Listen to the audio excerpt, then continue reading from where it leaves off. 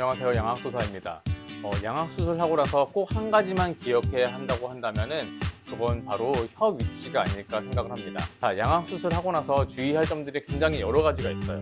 하지만 그 여러 가지 주의사항들 중에서 대부분은 그냥 잠깐만 주의하면 되는 것들이고, 그리고 굳이 내가 다 알지 않는다 하더라도 일부의 주의사항들은 있는지 없는지 모르게 그냥 사라지는 것들이 또 많아요.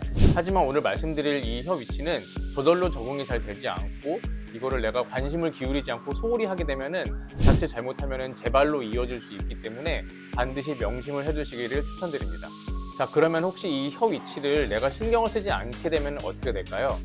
그때는 바로 방금 전에 말씀드렸듯이 여러분이 가장 싫어하는 재발이라는 것이 발생하게 됩니다. 재발이라는 것은 결국 주걱턱인 사람이 양악수술을 했으면은 다시 턱이 나와가지고 주걱턱이 다시 된다는 것을 의미를 하고, 만약에 뭐 안면비대증이 있어서 양악수술을 했으면은 안면비대증이 다시 발생하는 걸 의미하죠. 그렇기 때문에 오늘 제가 설명드리는 내용을 부디 잘 들으시기 바라겠습니다. 우선 말씀드리기 앞서서 제가 양악수술을 하고 나서 재발이 된 사례를 보여드릴 텐데요. 처음에 보면은 이빨이 잘 안 다물어지는 개방규합을 보이고 있어요. 그리고 뭐 정면에서 볼 때 비대칭도 좀 동반돼 있고 그렇기도 하죠. 하지만 이제 수술하고 나서는 제가 수술 계획을 잘 짰기 때문에 이빨이 잘 다물어지고, 그 다음에 기능적으로나 뭐 미용적으로 괜찮은 그런 형태가 되었어요.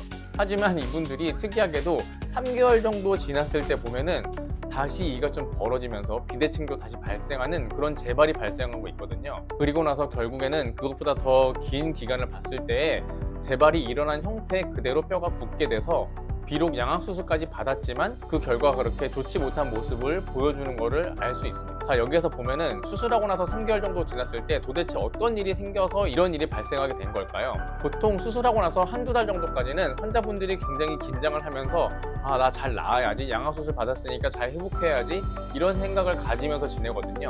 하지만 3개월 정도 지나면은 얼굴에 붓기도 웬만큼 거의 다 빠지게 되고, 그 다음에 별로 아픈 데도 없고 씹는 것도 웬만큼 나아지기 때문에 나 진짜 잘 나았구나, 이러면서 약간 환자분들의 마음이 긴장이 풀어지면서 약간 방심하게 되는 거죠. 그리고 그 방심한 틈을 타서 바로 이 혀 때문에 재발이 발생하게 됩니다. 자, 그래서 이 3개월을 마의 3개월이라고 볼 수도 있겠는데요.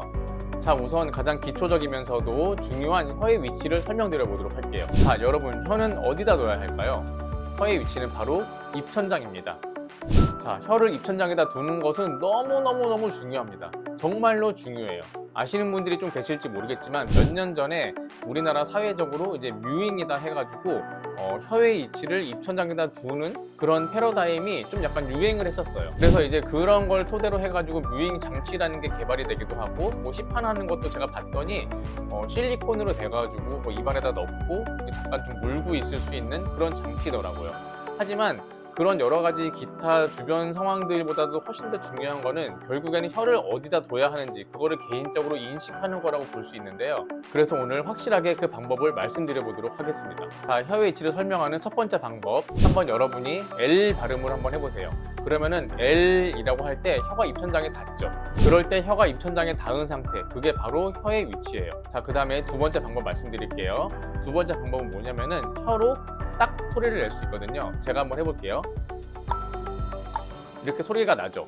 그러면은 이렇게 소리가 나기 바로 직전에 혀가 입천장에 딱 달라붙은 상태, 그 상태가 바로 혀의 올바른 입천장 위치예요. 자, 그 다음에 세 번째 방법을 말씀드릴게요. 세 번째는 뭐냐면은 입안에다가 우리가 홀스나 아니면 뭐 사탕 같은 그런 캔디류를 넣고서 혀를 이용해가지고 녹여서 먹는다고 생각을 해보세요. 이때 녹여서 먹는 동안에 혀를 이용해서 입천장에다 문질러가지고 녹여서 먹는 거죠. 자, 이렇게 세 가지 방법으로 혀의 위치를 설명을 드릴 수가 있는데, 이 설명 방법들은 약간씩 다르지만 공통적으로는 혀가 윗니나 아랫니, 앞니 같은 데에 닿지 않고 입천장의 살 부분에만 닿아 있는 그런 상태를 설명하는 거라고 볼 수 있습니다. 그리고 보다 구체적으로는 혀가 전체적으로 입천장의 오목한 부분에 혀의 넓은 면적을 이용해 가지고 철퍼덕 붙어 있는 그런 상태를 얘기해요. 그러니까 다시 얘기하면은 혀를 이용해 가지고 입천장에 도배를 한다, 이렇게 볼 수도 있을 것 같아요. 흔히 많이 하는 실수가 혀를 입천장에 대라고 하면은 그냥 혀 끝만 입천장에다 살짝 대고 있는 분들이 있어요. 하지만 그게 아니고 혀의 넓은 면적을 이용해서 그냥 입천장에다가 철퍼덕 대는 거예요. 그리고 혀를 일단 입천장에다가 그렇게 완전 밀착시키게 되면은 내가 계속 힘을 줘가지고 혀로 입천장을 밀지 않아도 혀와 입천장 사이에 음압이 발생하게 되거든요. 너무 꽉 닿아 있으니까. 그러면은 그 음압으로 인해서 혀가 잘 떨어지지 않게 돼서 그 이후부터는 그렇게 강한 힘을 계속 주지 않아도 편안한 상태를 유지할 수 있습니다.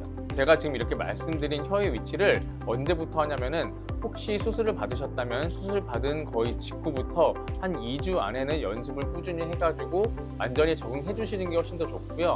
만약에 그 기간이 훨씬 지났다 하더라도 되도록 빨리 혀를 입천장에 대는 자세를 익히기를 추천드립니다. 양악수술 받고 나서 이거를 열심히 익혀야 되는 이유가 뭐냐면은 평소에 주걱턱이나 안면비대증, 개방교합이 있는 분들이 일단 단적으로 이가 벌어져 있기 때문에 이가 벌어진 부분을 혀를 이용해 가지고 막고 있어야 돼요. 혀를 막고 있음으로 인해서 얻는 이점들이 있는데 그건 바로 혀를 이처럼 사용할 수 있다는 거예요. 이가 벌어져 있으면은 앞니로 국수 같은 거를 잘라 먹기 굉장히 힘든데 혀를 만약에 이처럼 사용하면은 혀를 이용해서 앞니다 눌러 가지고 국수를 잘라 먹을 수도 있고 좀 편리하게 사용할 수 있거든요.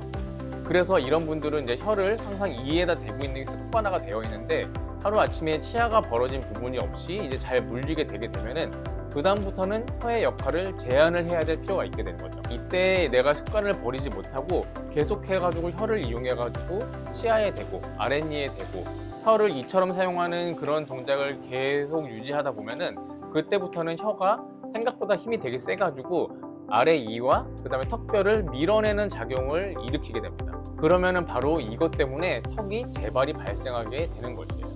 저는 항상 이 혀의 위치를 유지하는 거를 수술하고 나면 그 직후부터 굉장히 열심히 설명드리고 반드시 꼭 지켜야 된다 이렇게 말씀을 드리는데 이거를 이제 뭐 첫 달, 두 번째 달 정도까지는 잘 지키시다가 세 번째 달 정도 되면은 다 나았다고 생각을 해가지고 약간 방심을 하시는 것 같아요. 그래서 오늘 영상을 통해서 명심해야 할 거는 내가 혀를 입천장에다 대는 거는 수술하고 나면 그 다음부터 계속 지켜야 되는 거다. 언제까지? 평생 지켜야 되는 거예요. 만약에 이거를 잘 지키지 않으면은 어떻게 된다고요? 바로 재발이 일어날 수 있습니다. 제가 이렇게 영상을 열심히 찍는 이유는 저도 정말로 재수술 하기 싫거든요. 그러니까 여러분들께서 꼭 이걸 명심을 하고 잘 지켜주시기를 다시 한번 간곡히 부탁드리겠습니다. 자, 오늘 영상은 여기서 마무리할 테니까요. 혹시 제 영상이 도움이 되었다면 좋아요, 구독 부탁드리겠습니다. 감사합니다.